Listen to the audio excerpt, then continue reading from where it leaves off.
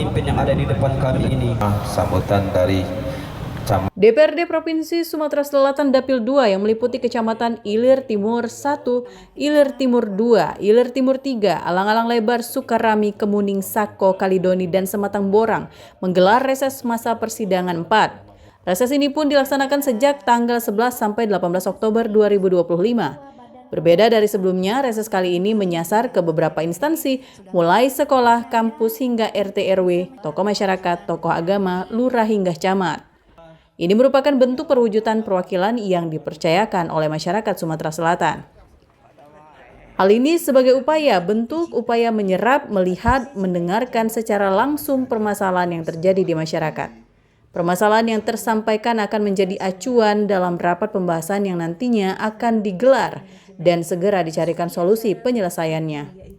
Adapun aspirasi yang tersampaikan yakni di bidang kesehatan, yakni keinginan agar pemerintah fokus dalam memberikan pelayanan yang baik di bidang kesehatan dan untuk perbaikan infrastruktur mulai dari jalan, lampu jalan, saluran drainase selalu menjadi topik hangat yang ada di tiap kecamatan, dan untuk di dunia pendidikan masyarakat menginginkan adanya penambahan sekolah maupun fasilitas pendidikan lainnya. Ya, saya kira kan terkait dengan yang paling banyak ya, itu terkait dengan banyaknya aspirasi masyarakat, persoalan pembangunan infrastruktur ya, jalan yang hampir merata sekarang kan, jalan-jalan di Palembang ini kan rusak gitu ya. Kemudian juga bagaimana pemerintah mengantisipasi mengendalikan banjir ketika intensitas hujannya kan tinggi, kan hampir merata di wilayah Palembang ini. Saya kira ketika curah hujan tinggi ini kan rawan banjir. Tadi yang lebih digarisbawahi masalah jalan dan saluran, parit, drainase itu yang menjadi harapan warga ya untuk bisa ditingkatkan di sini. Kalau jalan provinsi di sini sebenarnya sudah mulus, tapi warga tadi berharap di kanan kirinya itu segera dibangun drainase dan parit.